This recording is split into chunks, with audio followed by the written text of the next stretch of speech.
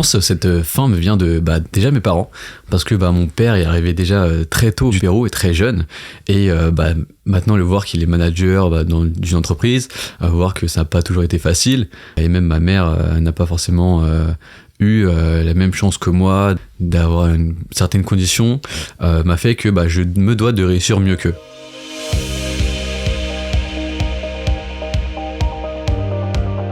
Bonjour à tous, bienvenue dans ce nouvel épisode de Tademi Talks. Aujourd'hui, j'ai l'immense plaisir d'être avec Anthony Montoya. Anthony, comment ça va ? Écoute, ça va super, et toi Sofiane ? Écoute, la grande forme. Anthony, tu as 24 ans. Tu es originaire du sud du 92, à Malakoff plus précisément. Tu es fan de développement personnel depuis l'âge de 18 ans. Plutôt sportif, voire même très sportif, tu veilles à prendre soin de ta santé pour pouvoir performer aussi bien dans ta vie pro que dans ta vie perso. Tu as décidé de t'orienter vers une carrière de commercial dans la tech et tu es aujourd'hui en alternance chez le leader mondial du CRM Salesforce pour ta dernière année de master. Tu es aussi un mec qui a très faim et je ne parle pas de nourriture, on va en parler plus en détail. Anthony, un plaisir de t'avoir dans Tademi Talks. Merci à toi Sofiane. Alors, avant de commencer et de revenir un petit peu sur ton expérience avec Tademi, moi j'aimerais que nos auditeurs comprennent d'où vient ta faim. Je l'ai évoqué en introduction, t'es quelqu'un qui a vraiment cette dalle d'y arriver. D'où ça te vient ? Je pense que cette fin me vient de déjà mes parents, parce que mon père est arrivé déjà très tôt du Pérou et très jeune, et maintenant le voir qu'il est manager dans une entreprise, voir que ça n'a pas toujours été facile, et même ma mère n'a pas forcément eu la même chance que moi d'avoir une certaine condition, m'a fait que je me dois de réussir mieux qu'eux. Ok, donc tu avais ce contexte, donc tu disais ton père il est originaire du Pérou. C'est ça. Tu me disais, je crois, pas forcément eu le bac, ouais. Mais il a réussi à faire une belle carrière, voilà. T'as aussi eu, de par ta mère et ta grand-mère, je crois, énormément cette notion de valeur du travail. C'est quelque chose qui a été très présent. Est-ce que tu peux nous en dire plus ? Bien sûr. En fait, il faut savoir que ma grand-mère et ma mère ont beaucoup travaillé. Ma grand-mère a travaillé tardivement, à l'âge même de 75 ans, elle travaillait toujours. Et pour moi, ça m'a un peu inculqué le fait de, faut travailler pour arriver un peu où on a envie d'aller. On me l'a beaucoup inculqué dans ma jeunesse. Ok. Donc toi, tu as grandi plutôt dans un milieu, classe moyenne. Moyenne, ouais. Avec cette notion où à la maison, il faut faire attention à comment on gère son argent, etc. T'as des parents qui t'ont pas forcément imposé les choix que tu devais faire ? C'est vrai qu'on nous a rien imposé du tout. Par exemple, ma sœur est partie dans le cinéma, et moi, ce qui m'a attiré, c'est plutôt la vente. Donc ils nous encourageaient, mais on nous a jamais imposé un choix, une carrière, loin de là. Ouais, et donc la vente, c'est le centre d'intérêt, ce vers quoi tu diriges ta carrière maintenant, mais ça n'a pas toujours été le cas. Il y a eu une période de ta vie où t'étais plutôt paumé, je pense qu'on peut le dire. Pour revenir un peu sur cette période-là, sur tes études supérieures, t'as fait un bac qui, à mon époque, je m'en souviens, peut-être à ton époque aussi, était un peu moqué, était un peu trollé. C'est le bac STMG. Exactement. Finalement, avec le recul, on prouve aux personnes qui ont trollé ce bac, même avec un bac STMG, on peut faire de très belles choses et avoir de très beaux parcours, et c'est ton cas, et je suis super content qu'on en parle aujourd'hui. Mais donc, tu fais un bac STMG, et après ce bac, tu savais vraiment pas trop quoi faire. Tu te diriges plutôt vers de l'alternance parce que, comme tu disais, tu as cette valeur du travail. Tu te dis que c'est ce qui est fait pour toi aussi pour apprendre sur le tas. Ça se passe pas vraiment comme prévu parce que l'alternance que tu avais trouvée finalement n'aboutit pas. Et donc, en fait, tu te retrouves à devoir prendre un job en CDI chez Rituals. Ouais. Et là, c'est un peu le déclic. Raconte-nous. Et là, c'est vrai, c'est un peu le déclic. Donc déjà, Rituals, c'est, je sais pas si tu connais, c'est les bougies, les mousses de douche, tout un tas de choses. Ouais. En plus, j'y connaissais rien du tout. Mais c'était une super bonne expérience. J'ai beaucoup aimé tout ce qui était relations clients. Alors, qu'est-ce que tu as fait chez Rituals ? Ouais, déjà, j'ai été vendeur. Première fois de ma vie, je suis vendeur. Ok. Et ce qui m'a beaucoup attiré, c'était le fait d'être au contact des clients et aussi qu'il y avait beaucoup de challenges. Donc voilà, il fallait vendre un certain nombre de produits pour gagner, je sais pas, une réduction ou même des produits directement. Et c'est ça qui m'a beaucoup animé. Et je me suis dit, tiens, en fait, je suis plutôt bon là-dessus. Même le manager me le dit. ouais, ça peut être un bon métier pour moi. Donc toi, t'as aimé le côté qu'on appelle incentive, c'est le fait d'avoir un peu des récompenses si on atteint certains objectifs. Ça t'a drivé un peu, tu t'es un peu dit, en fait, voilà, ça me motive à atteindre les objectifs. Et finalement, ce qui est intéressant, c'est un peu une épreuve que t'as vécue. On peut parler d'échec, finalement, sur ta tentative d'alternance pour tes études supérieures. Ça aboutit pas. C'est de cet échec-là que va venir ce déclic et la réalisation de ce vers quoi tu as envie de t'orienter, alors que jusque-là, tu savais pas du tout. Comment tu l'analyses avec le recul, ça ? Bah, mine de rien, finalement, c'est un échec, mais j'ai su rebondir. Et en plus, il le fallait, parce que je voulais continuer mes études, quoi qu'il en coûte. Et donc, ça m'a permis déjà d'avoir plus de connaissances sur un peu la vente, et vouloir aussi le plus pratiquer. Et aussi, ça m'a permis de comprendre sur quelle voie je pouvais me diriger. Ouais. Et donc là, tu connais pas grand-chose aux écoles de commerce, tu connais pas non plus grand-chose aux grandes écoles tout court, mais tu vas essayer de poursuivre tes études, toujours sur la voie de l'alternance. Ça a été le fil conducteur de ton début de carrière, et on va en parler tout à l'heure. Qu'est-ce que tu fais pour t'orienter sur la suite, de t'informer, comment ça se passe juste après cette expérience chez Rituals ?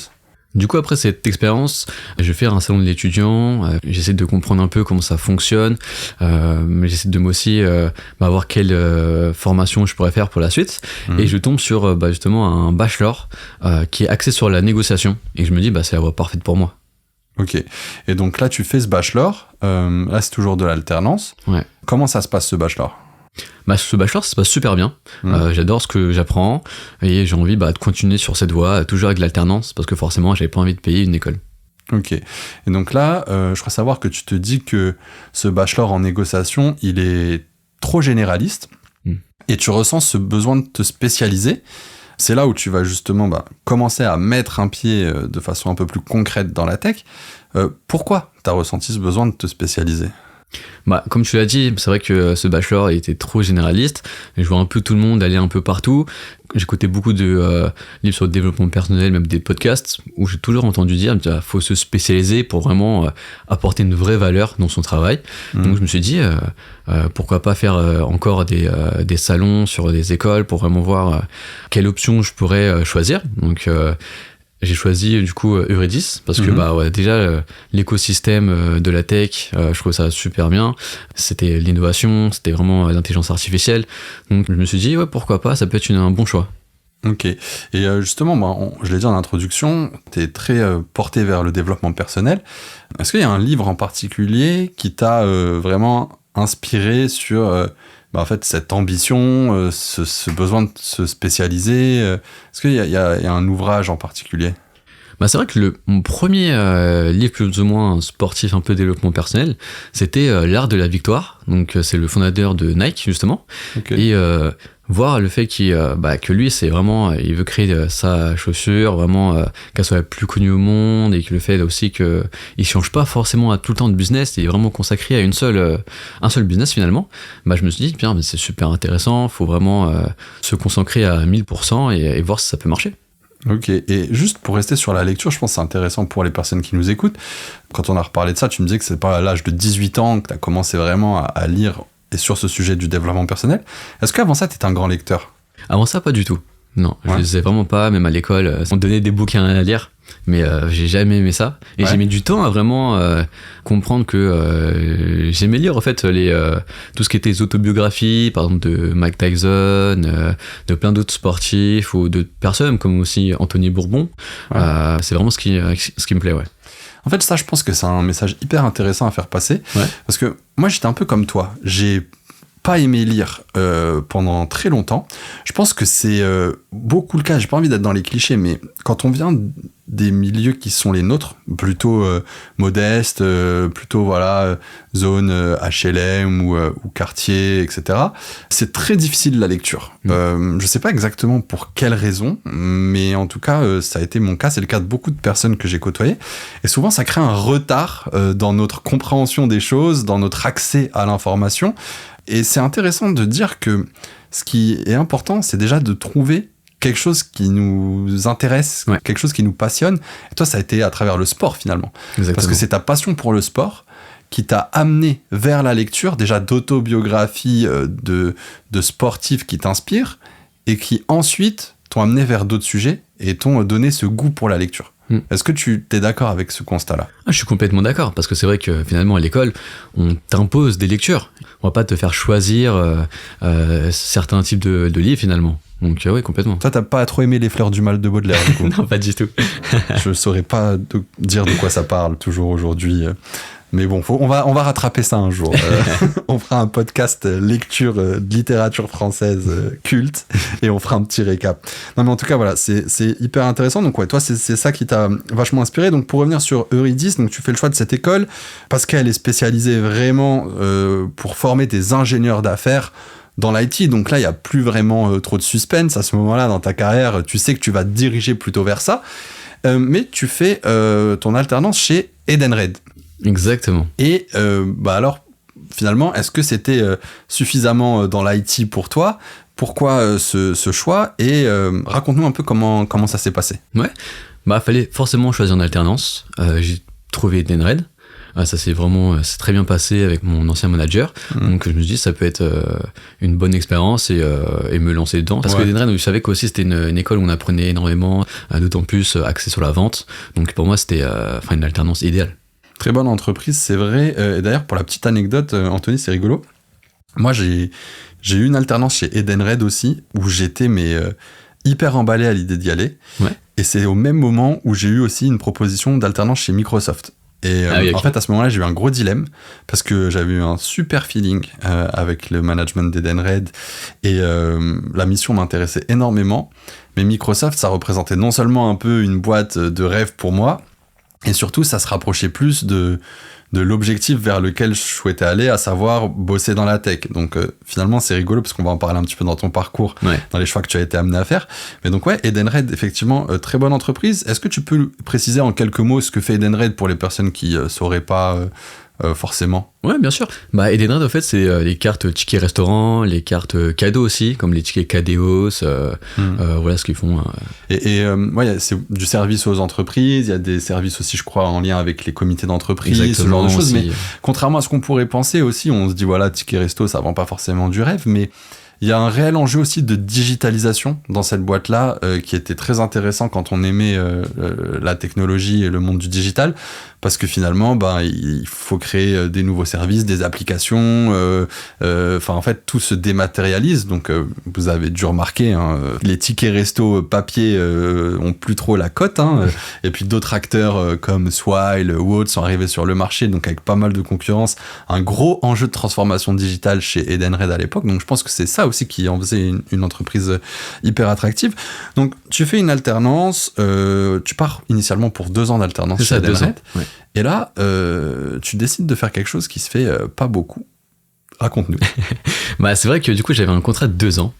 Donc la première année se passe super bien, mais à côté je me dis quand même je suis chez Eurydice, une école de spécialistes dans la tech où mes camarades sont tous chez des ESN ou même éditeurs de logiciels.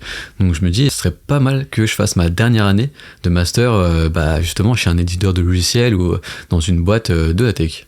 Ok, et donc là tu t'es dit je vais changer d'alternance. En cours d'alternance. Et ça, c'est assez fou que tu te sois dit ça. Alors moi, je trouve que c'est un très bon move. C'est assez osé, c'est un très bon move.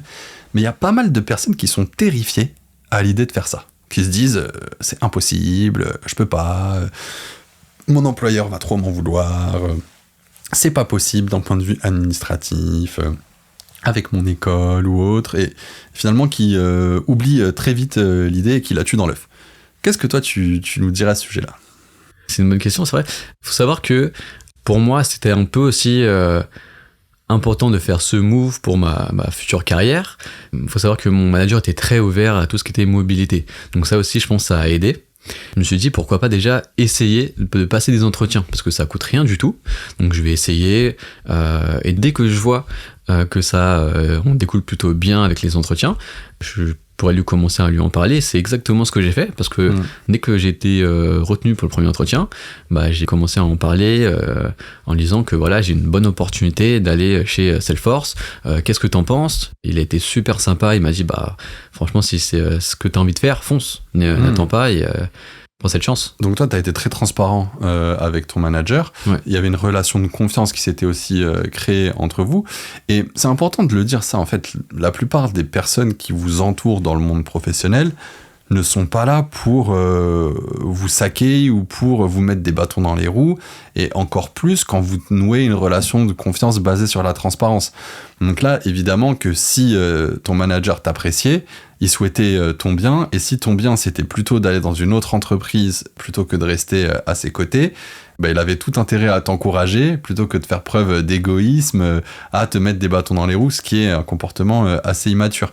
Et finalement, il y a beaucoup de personnes qui n'osent pas le faire en ayant peur de tout ça, alors que quand on prend du recul, la plupart des réactions qu'on peut avoir en face, c'est celles que toi tu as eues comme celle de ton manager. Donc, tu as cette opportunité d'aller en alternance chez Salesforce, on va en parler parce que juste avant, en fait, dans ce processus-là de changement d'alternance, c'est là que tu découvres Tademy et que tu nous contactes. C'est dans ce cadre-là qu'on t'a accompagné. Est-ce que tu peux nous raconter déjà comment s'est passée ta rencontre avec Tademy ? Comment tu nous as découvert ? Ouais, bien sûr. Donc du coup, il faut savoir que avant de passer les entretiens, je me connecte sur LinkedIn à énormément de monde, de personnes qui sont chez Salesforce, Microsoft et plein d'autres entreprises. Et puis, un jour, je commence à scroller sur LinkedIn et là, je vois la page Tademy. Et je me dis, mais c'est exactement ce qui manque. C'est vraiment ce qui manque, c'est le réseau. Parce que j'avais un profil plutôt sales chez Eurydice, donc du coup, axé vers la tech. Mais le réseau, par contre, j'en avais pas du tout. C'est ce qui m'a amené du coup à tomber sur votre page et à justement t'appeler pour savoir comment ça se passait pour la suite. Ouais, donc il y avait cet aspect du réseau, effectivement. Il y a aussi l'aspect coaching, où je crois savoir que c'est ce qui aussi t'as convaincu de nous rejoindre, ce coaching en one-one. Ouais. Qu'est-ce qui t'a plu aussi par rapport à ce format de coaching-là ? On parlera plus en détail de ton coach juste après, mais déjà sur la présentation de la proposition de valeur Tademy. Moi, ce qui m'a beaucoup plu, c'est cette proximité justement avec le coach. Là, c'était Clément. Et en plus, c'était super bien. On a eu un très bon feeling. Ça me permet aussi de te concentrer sur vraiment ce qui va vraiment t'aider pour les entretiens. Donc, on a revu mon CV, comment je vais pitcher face aux entretiens, aux recruteurs. Donc, une approche hyper personnalisée. Du coup, revoir toutes les étapes. Enfin, donc tu disais CV, ton pitch, etc. Et justement, comment ça s'est passé donc avec Clément ? Tu as eu Clément comme coach. Ouais. Comment tu l'as trouvé ? Qu'est-ce que tu aimerais lui dire ? Qu'est-ce que tu en retiens de votre relation ? Déjà, un grand merci, parce que c'était vraiment top. Clément, il est super cool. Et puis, il est surtout à l'écoute. Dès que j'avais un quelconque problème ou une question, je pouvais lui envoyer un message sur WhatsApp ou autre. Et il était très, très réactif. Ouais, et du coup...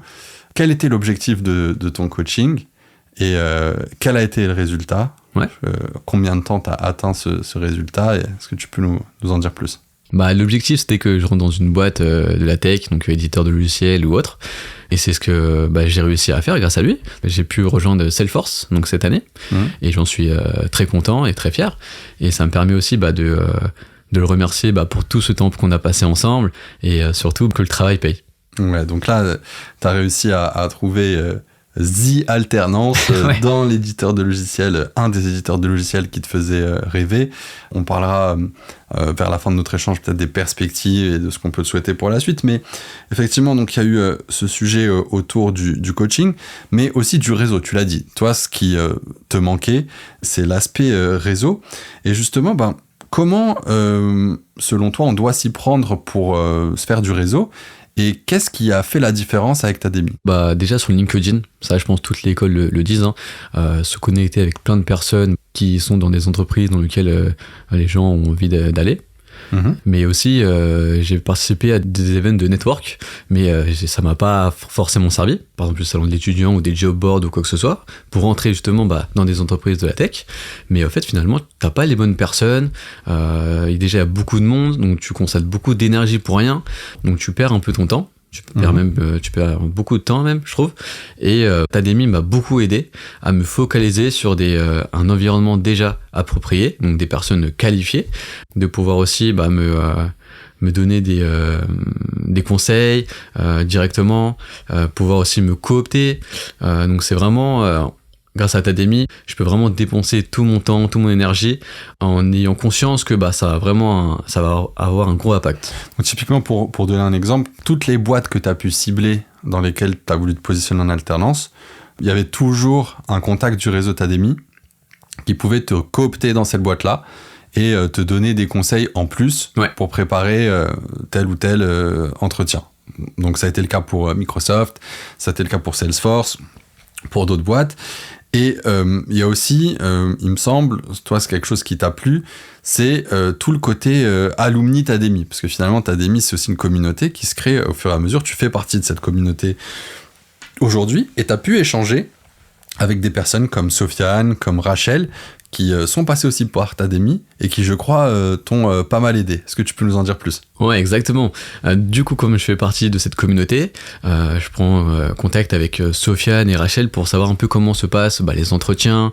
Ils me donnent beaucoup de conseils, donc je les remercie énormément. Et c'est juste ça... faire partie de Tademy, ça m'a apporté énormément.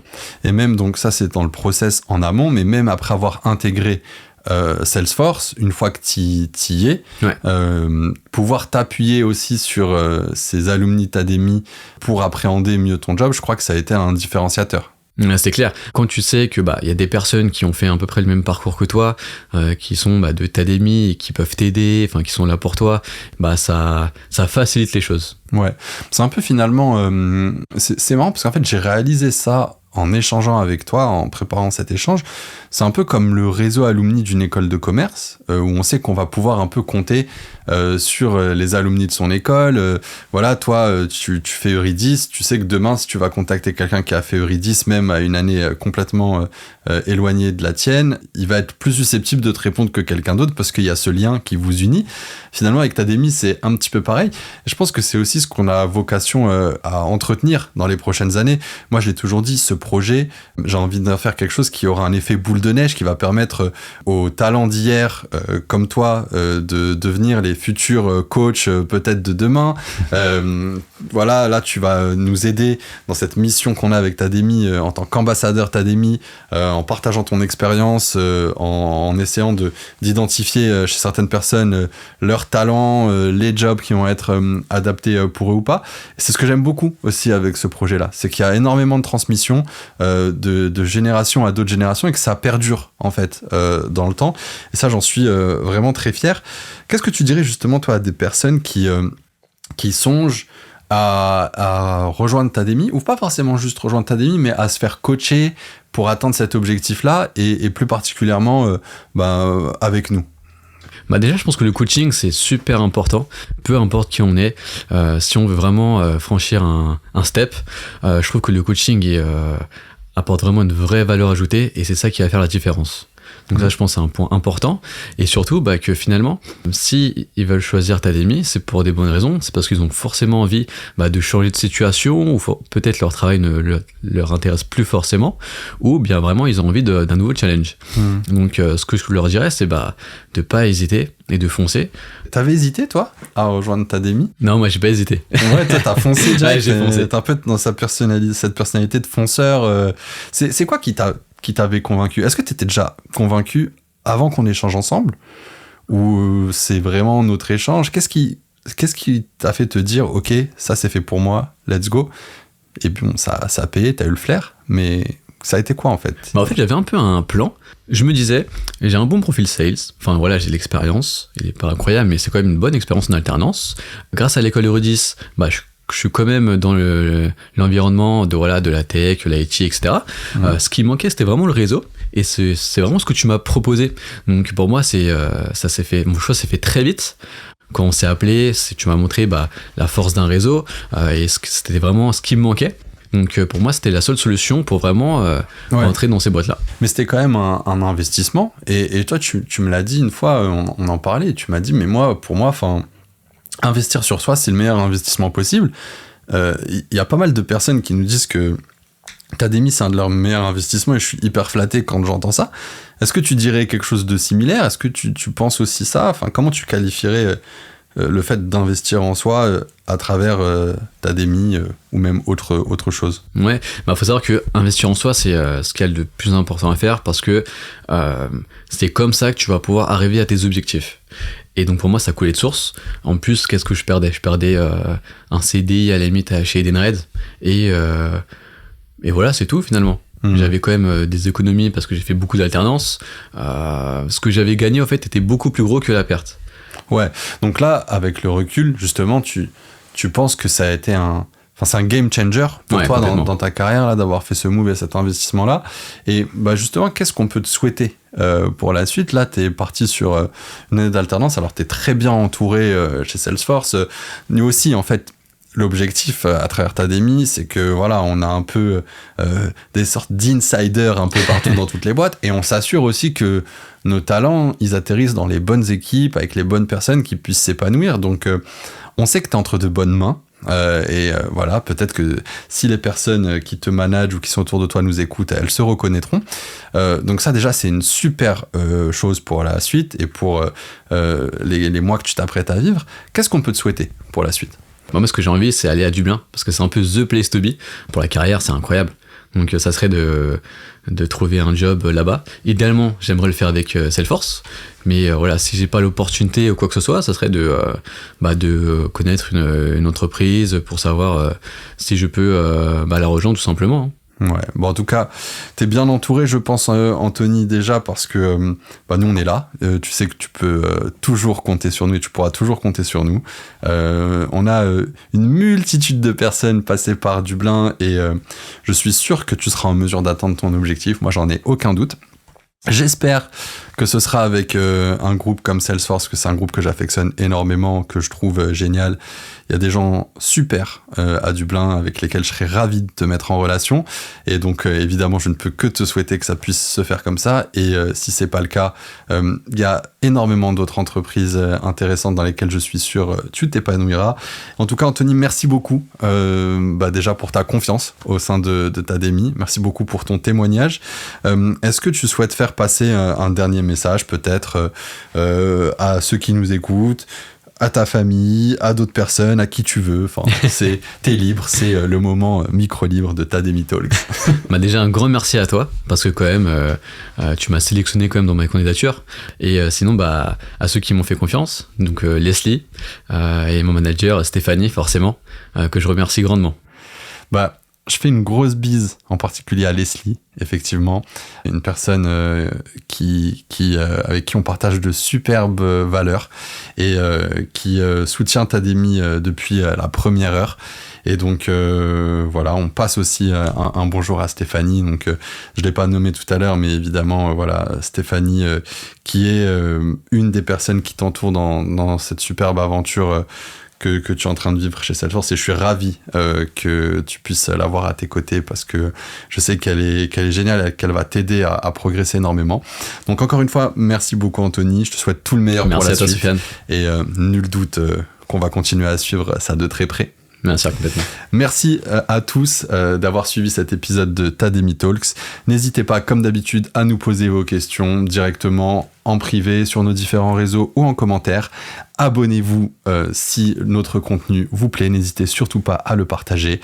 Ça nous aide à réaliser notre mission où on veut démocratiser les carrières dans la tech, rendre ce secteur le plus inclusif et divers possible. Et à la prochaine. Ciao.